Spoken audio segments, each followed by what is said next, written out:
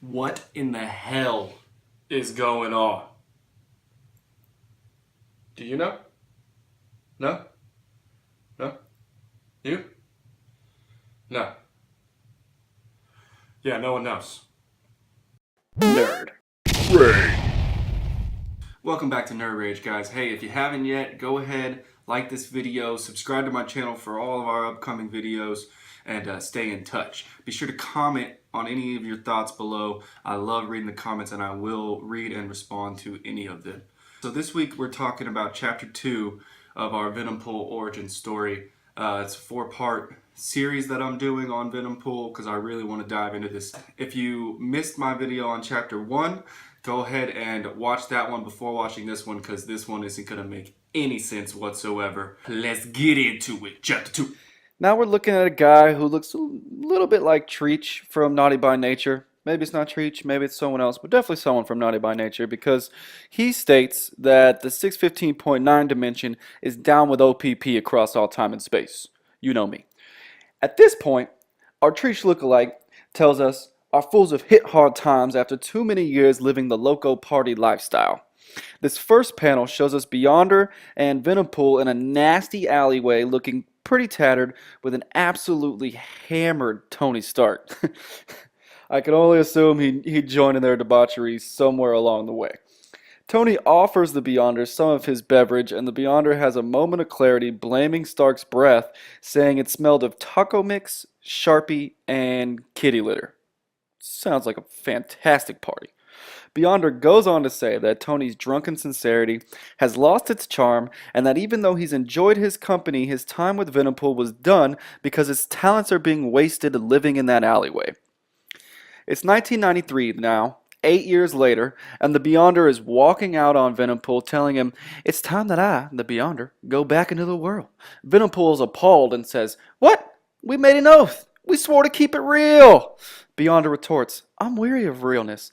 I must return to prominence. By Odin's taint, mark my words, I will be relevant again." Deadpool, now extremely pissed, says this whole hobo chic thing was the Beyonder's idea. I'll kill him. Where is that gun Galactus gave me, that retcon spongifier? Venompool feels the Beyonder's magic leaving. Tony tells Venompool they sold the retconic spongifier for a new huffing rag, along with his Iron Man suit, except for one glove. VP realizes the Beyonder used them to enable his own partying and decides he's going to become more relevant than he ever could. He just needs a little startup money.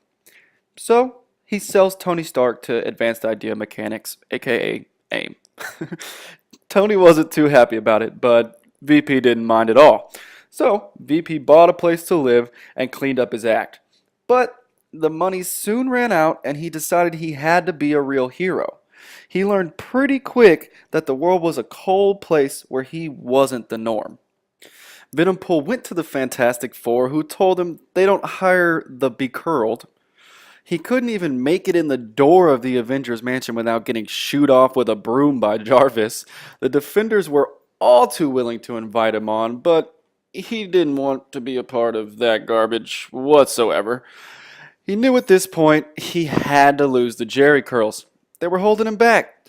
So he found a bell tower, and when it rang, the sentient Jerry curls left him. He emerged a hero.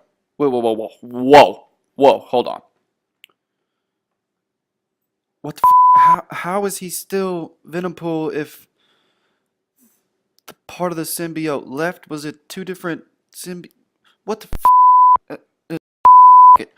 He emerged a hero, swinging from the rooftops, saying, "I'm a new man, free of the shackles of evil symbiote curls. I will be the greatest hero New York has ever known."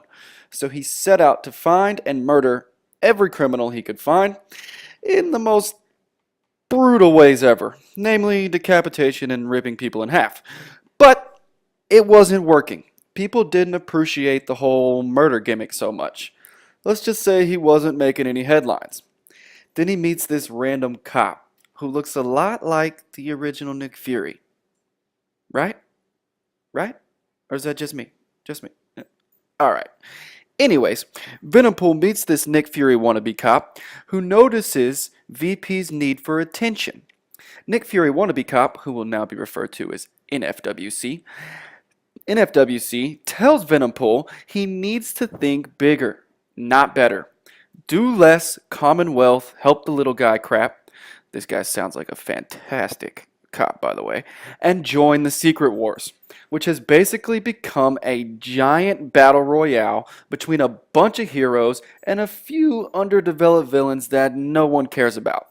NFWC's words, not mine. Don't hang me. NFWC then goes on to explain that the last Secret Wars killed 5 heroes, 7 villains, and reshaped 3 teams, and that this is VP's chance to affect continuity. NFWC tells Venompool to quit protecting the small, normal, boring citizens and get in the game.